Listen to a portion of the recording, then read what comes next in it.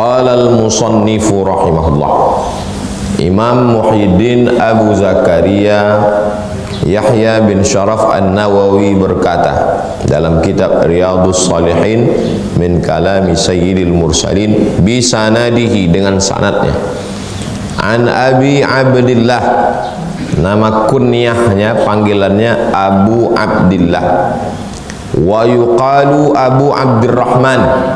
Ada pendapat yang kedua mengatakan kunyah panggilannya Abu Abdurrahman.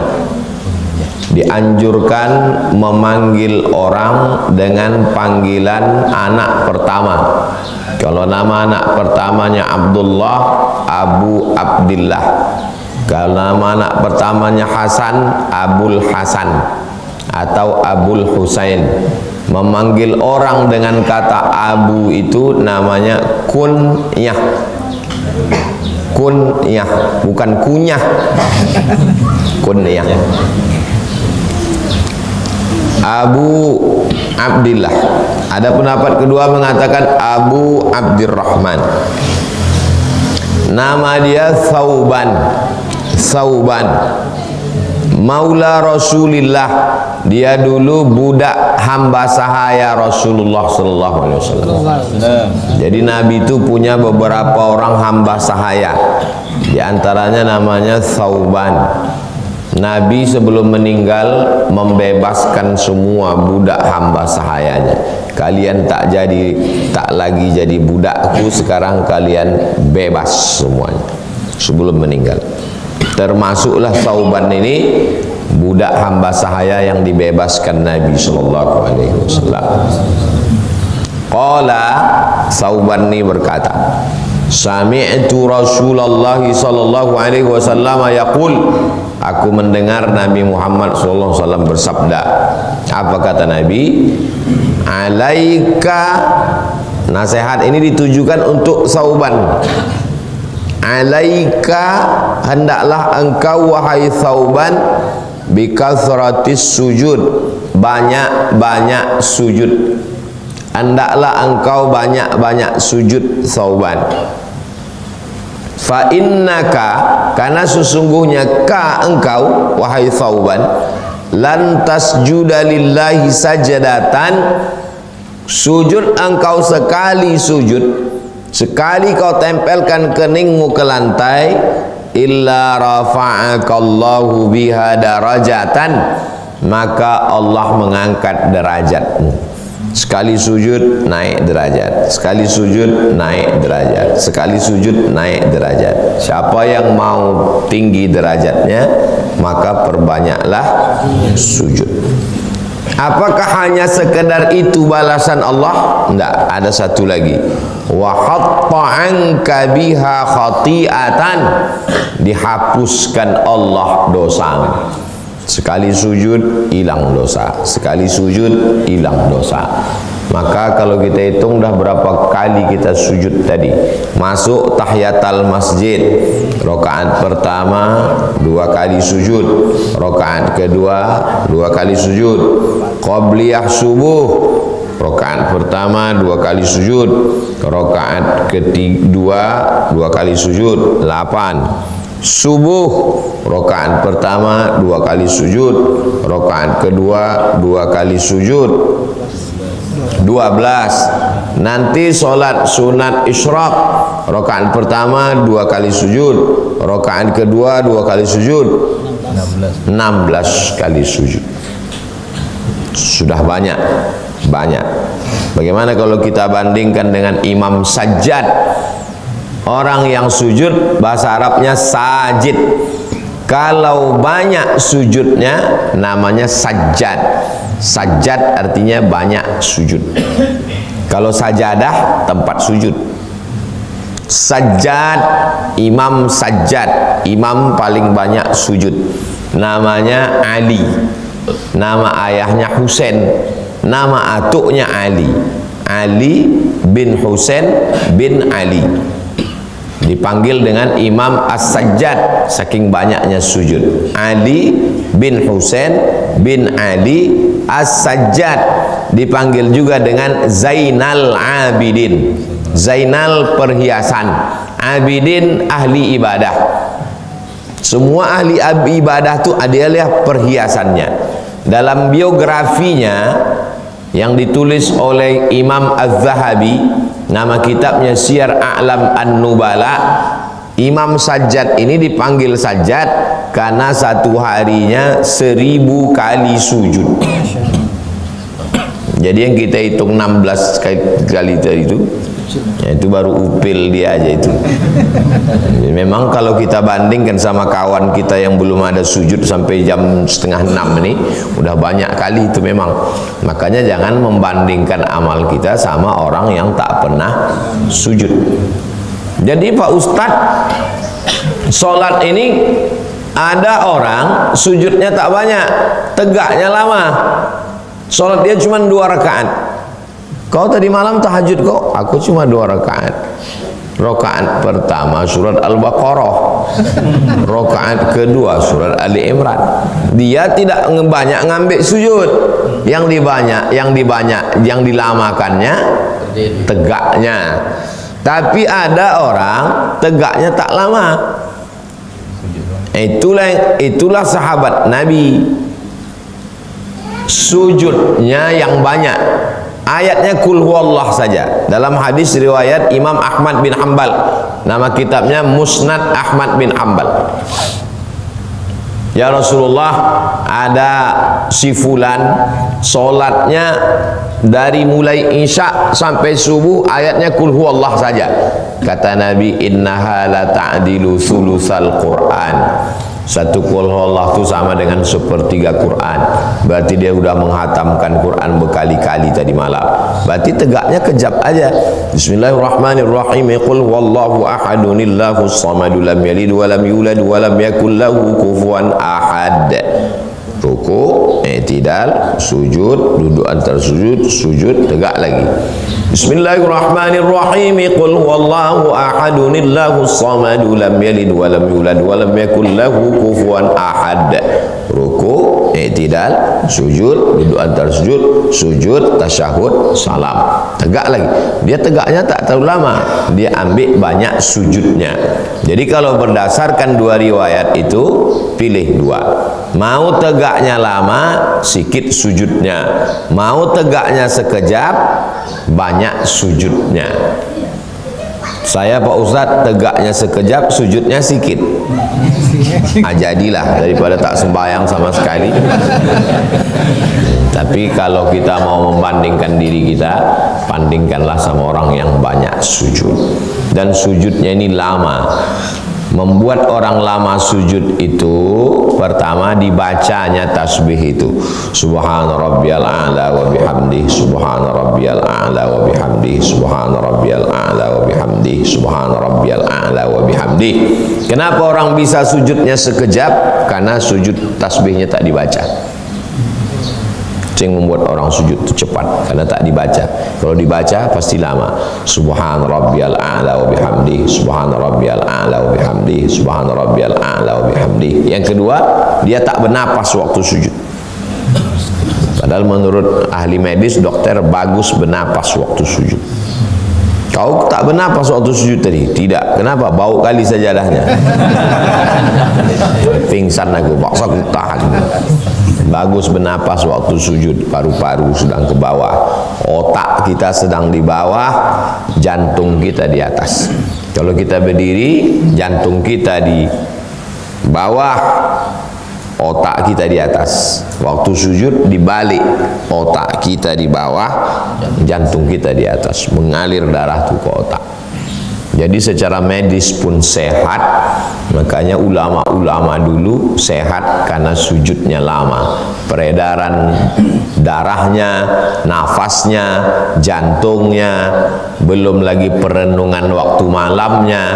Dan di sujud itulah merendahkan diri pada Allah. Aku tak ada apa-apa. Menikmati sujud. Jadi waktu sujud itu betul-betul kita nikmati sujud itu. Berlama-lama kita sujud, mengadukan diri kepada Allah Subhanahu wa ta'ala. Sama macam makan. Makan itu ada orang berlomba cepat, pumpang, selesai. Tapi ada orang menikmati makan. Saya pernah makan sama orang Mesir. pelan dia makan. Saya lah selesai. Saya bilang, kau somat, kata dia, kau tak menikmati makan, kau baru makan. Betul, suap, selesai, penting kenyang. Kalau dia enggak dinikmatinya ayam itu satu-satu. Begitu juga lah sembahyang itu. Banyak kita takbiratul ihram, iftitah, fatihah, ayat, ruku, i'tidal, sujud, duduk atau sujud, berdiri, ayat, fatihah, ayat, ruku, i'tidal, sujud, duduk atau sujud, tasyahud, salam. Selesai. Tak kita nikmati. Nah, jadi coba malam bangun, menikmati, memperbanyak sujud. Satu kali sujud diangkat Allah derajat, dihapuskan dosa. Satu kali sujud dinaikkan Allah derajat, dihapuskan dosa. Aku Pak Ustadz udah tiap malam sujud. Jangankan derajat mau naik, ikut pemilihan RT pun kalah. Jadi dia melihat derajat diangkat itu dengan standar manusia. Jadi siapa yang banyak pemilihnya, itulah yang tinggi derajatnya. Siapa yang banyak jamaahnya, itulah yang tinggi derajatnya. Aku Pak Ustadz tahajud tiap malam, pengajian 2 orang lah jamaahku. Kalau banyak jamaah dijadikan standar kemuliaan, siapa yang banyak jamaahnya, dialah wali Allah. Berarti Michael Jackson itu wali. Dia yang paling banyak jamaah. Makanya jamaahnya yang paling banyak di Masjidil Haram itu namanya Syekh Ahmad Khatib bin Abdul Latif Al-Minkabawi. Nama ayahnya Abdul Latif, nama dia Ahmad Khatib. Merantau dari Bukit Tinggi sampai ke Makkah, hafal Quran, hafal hadis, hafal fikih. Kalau tuah ada di badan, pasir digenggam menjadi intan. Nikah sama anak Syekh Soleh Al-Kurdi, orang Kurdistan, orang kaya di Makkah. Syekh Soleh ini dekat dengan Syarif Hussein Makkah. Dibawa ke istana sholat. Waktu itu Makkah belum lagi dikuasai King Abdul Aziz, ayah dari Salman sekarang, belum. Karena Syekh Ahmad Khatib meninggal 1916. King Abdul Aziz menguasai Makkah 1924. Ustaz, kenapa ulama dulu pulang dari Makkah tak Wahabi? Kenapa Inyak Canduang pulang mazhabnya Syafi'i? Kenapa Hadratus Syekh Hasim Asy'ari pulang mazhabnya Asy'ari? Mereka belajarnya di Makkah sebelum 1924. Setelah 1924 itu baru dirubah orang itu. Kalau dulu memang mazhab Syafi'i yang berkuasa. Syekh Ahmad Khatib meninggal 1916. 8 tahun sesudah itu baru terjadi pergolakan di Makkah itu. Waktu zaman dia itu dulu, ulama-ulama itu mazhab mayoritasnya Syafi'i, akidahnya Asy'ari, tasawufnya Imam Al-Ghazali. Setelah itu baru tak boleh bertasawuf Ghazali, tak boleh berakidah Asy'ari, tak boleh. Jadi majelis yang paling ramai di Masjidil Haram itu majelisnya Syekh Ahmad Khatib. Kalau sudah dia mengisi, ramai orang. Suatu malam mimpi dia jumpa Nabi Muhammad SAW. Bertanya dia ke Nabi, ya Rasulullah, manalah yang majelis yang paling hebat di Masjidil Haram? Kata Nabi, majelis yang paling hebat di Masjidil Haram yang ada di tiang itu. Jadi zaman dulu tuan-tuan syekh itu ada tiangnya. Tiang itu dengan Syekh Ahmad Khatib, tiang itu dengan Syekh Fulan. Kata Nabi, tiang yang paling bagus tiang itu. Didatanginya tiang itu, tengoknya tiang itu, cuma satu muridnya. Takkan Nabi salah, takkan mimpiku salah. Man ra'ani fil manami faqad ra'ani. Siapa yang melihat aku dalam mimpi, maka sesungguhnya dia melihat aku. Lianna syaitana la yatamatsalu bi. Karena setan tak bisa menyerupai aku. Tak mungkin mimpiku salah. Karena kalau jumpa Nabi, tidak mungkin setan bisa. Tengoknya ada satu syekh di tiang itu. Kau mengajar di sini? Iya. Kata Nabi tadi malam, ini majelis yang paling hebat. Tapi murid kau cuma satu. Apa yang kau ajarkan? Aku mengajarkan Quran ke muridku ini dari Al-Fatihah sampai ke An-Nas. Sesudah dia khatam, baru datang murid yang baru. Rupanya majelis itulah yang paling mulia. Nah, jadi kalau kita melihat, wah, majelis yang paling ramai majelis Riyadhus Shalihin, belum tentu. Boleh jadi ada yang cuman, Ustadz saya kalau ngisi pengajian cuman 1,5 lah murid saya, kata. Nah, saya dulu jadwal waktu di Rokan Hulu malam tuh mengajar di Islamic Center Pasir Pangarayan. Paginya sebelum pulang ke Pekanbaru ada pengajian di kantor BPN, Badan Pertanahan Nasional. Ada bapak-bapak satu, Ustadz, menurut kitab tafsir Ibnu Katsir juz sekian halaman sekian, Bapak kok bisa hafal? Saya membacakan Ibnu Katsir. Bapak dosen? Enggak Pak Ustadz, saya pegawai BPN. Di mana Bapak ngajar? Di rumah. Banyak yang ikut pengajian? 1,5. Loh, kok 1,5? Anak saya 1, bini saya mendengar sambil memasak di dapur. Itu juga 1,5. Boleh jadi majelis dia itu lebih utama, lebih afdal. Karena banyak juga orang, banyak ramai pengajiannya, anak bininya pun tak mendengar dia. Dia enggak, anak bininya hadir mendengarkan dia. Nah, jadi majelis ini tak bisa kita ukur standar mengikut standar manusia. Jadi jangan nanti kita pula ke diri kita, aku udah banyak sujud ini. Begitu streaming, 3 lah yang menonton. Tak ada komen sama sekali.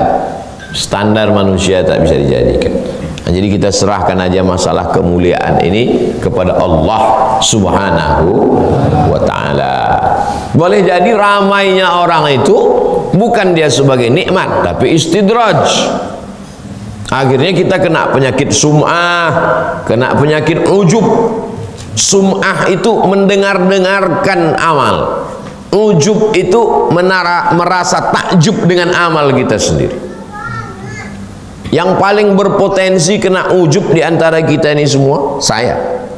Karena saya yang di atas, saya yang membacakan kitab, saya yang disuting, saya yang dilihat. Berpotensi kena ujub. Jangan tunjukkan semua amal. Ada satu amal yang disimpan yang tak tahu orang lain. Supaya apa? Supaya kalau amal-amal ini busuk, ada satu yang bisa jadi bekal.